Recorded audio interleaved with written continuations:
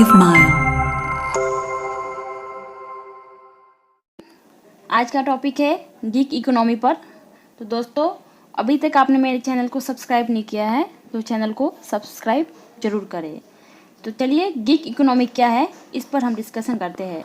Gig economy एक ऐसी मुक्त बाजार व्यवस्था है जहाँ पारंपरिक पूर्णकालिक रोजगार की बजाय अस्थायी रोजगार का प्रचलन होता है।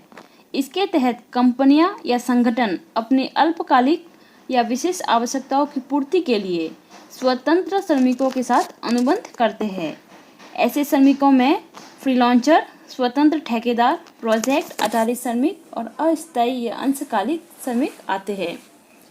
ऐसे श्रमिक एक बार कार्य या प्रोजेक्ट पूरा होने के बाद अपनी रुचि के अनुसार दूसरे कार्य या प्रोजेक्ट की ओर आगे बढ़ने के लिए स्वतंत्र होते हैं। विश्वव्यापी मैनेजमेंट कंसल्टिंग फर्म मैकिन्से अनुसार दुनिया में गिग इकोनॉमी का प्रसार तेजी से हो रहा है। दरअसल केंद्रीकृत संचार, वीडियो कॉन्फ्रेंसिंग, डैशबोर्ड, वास्तविक समय कार्य निर्धारण इत्यादि के तकनीक विकास ने गिग इकोनॉमी के लिए एक बाजार निर्मित किया। तो वही स्टार्टअप संस्कृति के उद्भव ने इसे लोकप्रिय बना दिया। अब गिग इकोनॉमी के लाभ क्या है? तो बिना किसी सामाजिक सुरक्षा के भी गिग इकोनॉमी का आकार पिछले कुछ वर्षों में तेजी से बढ़ा है, जो इसके विशेष लाभों का परिणाम है। गिग इकोनॉमी का सबसे बड़ा लाभ उच्च कौशल युक्त मानव संसाधन की आवश्यकता अनुरूप उपलब्धता है। एक शोध के मुताबिक सूचना प्रौद्योगिकी, engineering, designing and digital marketing तथा आर्टिफिशियल इंटेलिजेंस इत्यादि से संबंधित 40% कंपनियों को आवश्यक योग्यता युक्त प्रतिभा खोजने में कठिनाइयों का सामना करना पड़ता है। ऐसे में प्रतिभा संपन्न गिग कर्मचारियों की उपलब्धता उनकी समस्याओं का सरल समाधान प्रस्तुत करती है। कंपनियों का दूसरा सबसे बड़ा कम श्रम लागत के रूप में मिलता है। कंपनियों की श्रम लागत में कमी के दो तरीके हैं। एक तो उन्हें गिग प्रणाली के परिणाम स्वरूप प्रशिक्षण खर्च व ऑफिस व्यय में बचत होती है, और दूसरे उन्हें कार्मिकों की सामाजिक सुरक्षा उपायों के अंतर्गत नियोक्ता द्वारा किए जाने वाले अंशदान संबंधित व्यय से भी मुक्ति मिल जाती है। गिग इकोनॉमी में कंपनियों को तीसरा बड़ा लाभ है कि उन्हें बाहरी मानव संसाधनों तक पहुंच आसान हो जाती है, और इसी के परिणाम स्वरूप उन्हें अपने पूर्णकालिक कर्मचारियों की तुलना में गिग कार्मिकों से अधिक बेहतर परिणाम हासिल होता है। अगर गिग इकोनॉमी के लाभों को गिग कार्मिकों के परिप्रेक्ष्य में देखें तो कार्मिकों को सबसे बड़ा लाभ यह होता है कि उन्हें एक से अधिक स्रोतों से आय अर्जित करने का अवसर मिलता है। औद्योगिकरण में 4.0 और गिग इकोनॉमी में अंतर संबंध क्या है?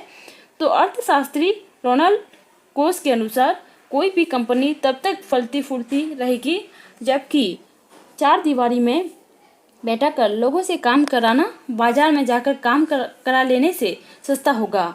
यानी कोई भी कंपनी यदि बाजार में जाकर प्रत्येक विशिष्ट काम अलग अलग विशेषज्ञों से कराती है और यह लागत कंपनी की सामान्य लागत से कम है, तो स्वाभाविक सी बात है कि वह एक निश्चित वेतन पर लंबे समय के लिए लोगों को नौकरी पर रखने की बजाय वह बाजार में जाना पसंद करेगी।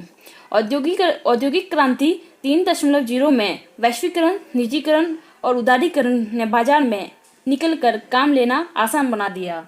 यही कारण था कि बड़ी कंपनियां तेजी से बंद होने लगी और छोटे छोटे आउटसोर्सिंग फर्मों ने इन कंपनियों की जगह ले ली।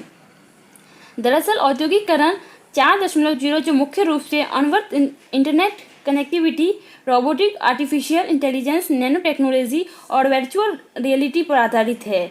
अतः कंपनियों को अब वैसे ही लोगों की जरूरत पड़ेगी जो दक्ष है और जिन्हें प्रोजेक्ट बेसिस पर काम लिया जा सके है। अतः गौरतलब है कि औद्योगिक 4.0 के कारण हमारे कार्य से तरीकों में व्यापक बदलाव आएगा और robotic, artificial intelligence, nano technology और वर्चुअल रियलिटी जैसी तमाम तकनीकें जब आपस में मिलेगी तो उत्पादन और निर्माण में तरीकों में क्रांतिकारी परिवर्तन देखने को भी मिलेगा।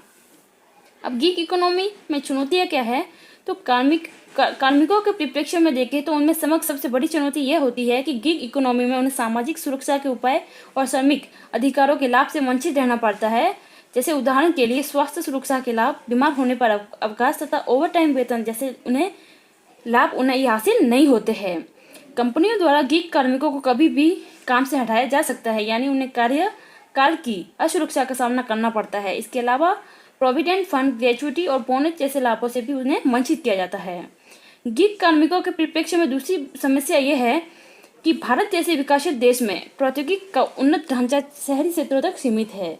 ग्रामीण क्षेत्रों में अभी भी बिजली और इंटरनेट कनेक्टिविटी की स्थिति उन्नत नहीं है। ऐसे में ग्रामीण क्षेत्रों में रहने वाले लोगों के लिए गिग इकोनॉमी का लाभ उठा पाना एक सपना है।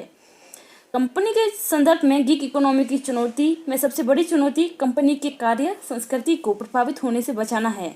गिग कार्मिकों के अस्थायी कर्मचारी होने से टीम भावना में कमी आती है, जिससे कंपनियों की कार्य संस्कृति नकारात्मक तौर पर प्रभावित हो सकती है।